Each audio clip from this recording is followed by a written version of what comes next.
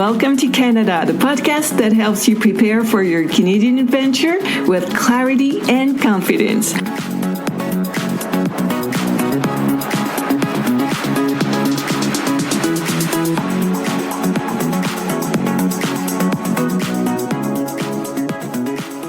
Hello, future newcomers, and welcome to your Canadian Prep Zone. You're listening to episode number 5, and it is recorded in May 2025. I'm Emma Charland, your host and your international mobility coach. I'm here to help you prepare, plan, and thrive in your move to Canada. Today, I'm going to talk to you about Tim Hortons and coffee in Canada. A quick note, this episode is not sponsored by Tim Hortons, the famous Canadian coffee brand. I'm speaking about it because it is part of Canada's heritage. Let's imagine you're strolling through a Canadian city. Without meaning to, you witness a strange parade. On the sidewalk, a man holds a cup of coffee with the Tim Hortons logo on it. A woman comes out of a Tim Hortons restaurant holding a steaming cup of tea. In the window, you see a man devouring his Tim Hortons sandwich. And now, here comes a child delighted to be holding a box of Timbits. But what's going on with Tim Hortons? Is it an invasion or what? It's more of an institution, I would say. Tim Hortons has an important place in Canadian culture. People go to Tim Hortons alone or with their family, in a car or by foot, for a meal or for a snack, during the day or during the night. But questions arise. What is the place of coffee in Canada? What is the place of this coffee brand in Canada? And who is behind the name Tim Hortons?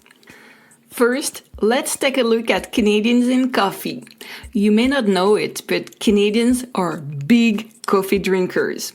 According to a recent report by the Canadian Coffee Association, yes, it does exist.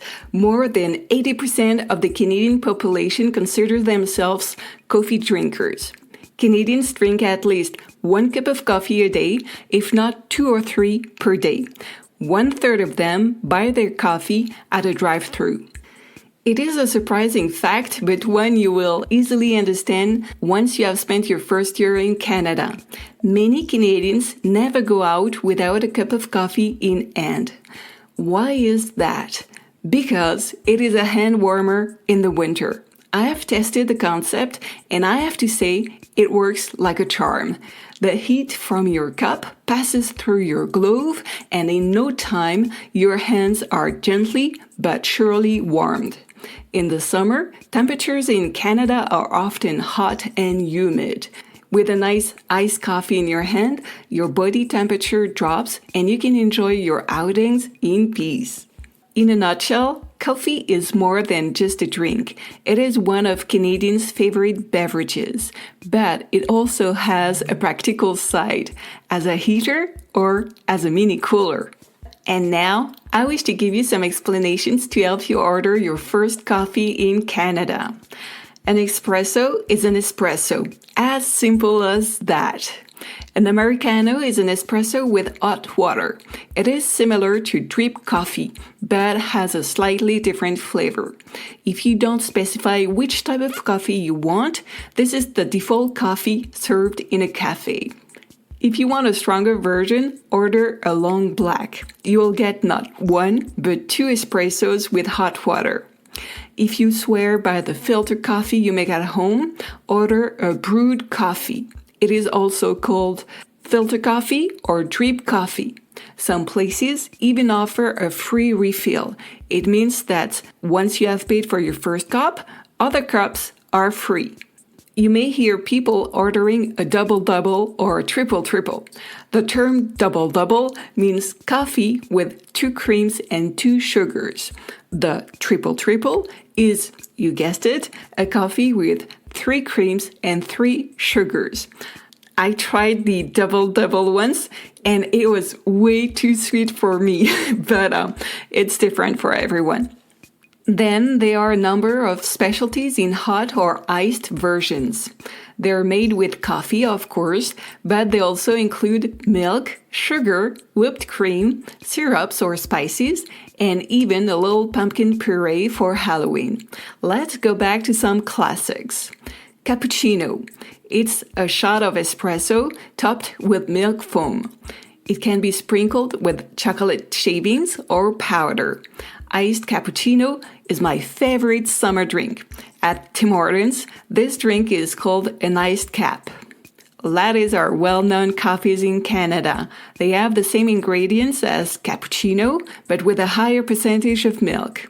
Lattes can be enjoyed plain or flavored with vanilla, caramel, spice, maple syrup, or other syrups. And now, a word from our sponsor. Hey, but there is none!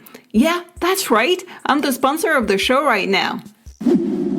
Today's episode is sponsored by my book, Cost of Moving to Canada, The Ultimate Guide.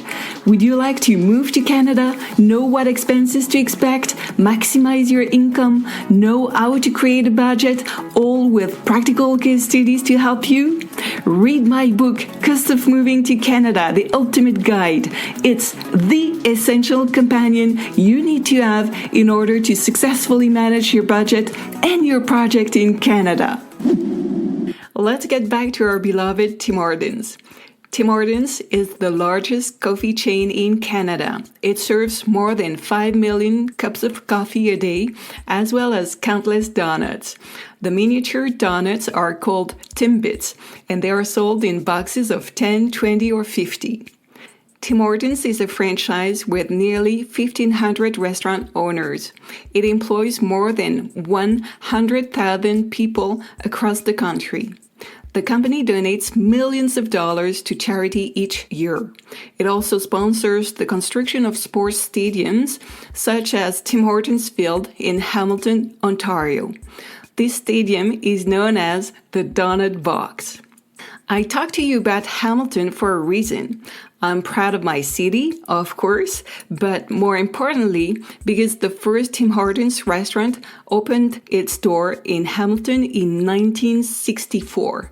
If you take a walk down Ottawa Street, you'll see a sign that reads Tim Hortons Way, location of the first store. Now that we have briefly discussed the Tim Hortons company, you may be wondering who Tim Hortons is. An entrepreneur, for sure, but not just that. Tim Hortons was one of Canada's greatest hockey players. He played defense for many years in the NHL, the National Hockey League. He made a few trips to the United States, but he spent most of his career with the Toronto Maple Leafs. He and his team won 4 times the Stanley Cup, the highest honor in hockey. Sadly, Tim Hortons died in a car accident in St. Catherine, Ontario in February 1974. Although he was involved in the creation of the first coffee shops, Tim Hortons never lived to see the success of the chain that bears his name. Let me give you 3 takeaways from this episode. First takeaway: familiarize yourself with the vocabulary and local nuances of ordering coffee in Canada. It's not that complicated. You just need to get started and find out your favorite coffee. Second takeaway: Tim Hortons, the fast food chain, is an institution in Canada. Go there at least once. Check out their specialty coffees and donuts. They also have savory items. Third takeaway: Tim Hortons is a hockey legend in Canada. He has inspired hundreds and hundreds of hockey players. You can find the notes for this episode in the Learn section of my website, bienvenueaucanada.ca. This will allow you to review the key points of the episode. And that's it for today. Thank you for listening until the end. If you enjoyed the episode, please subscribe to the podcast, give it many stars, and leave a comment. It will make me happy, but more than that, it'll help new people discover the podcast.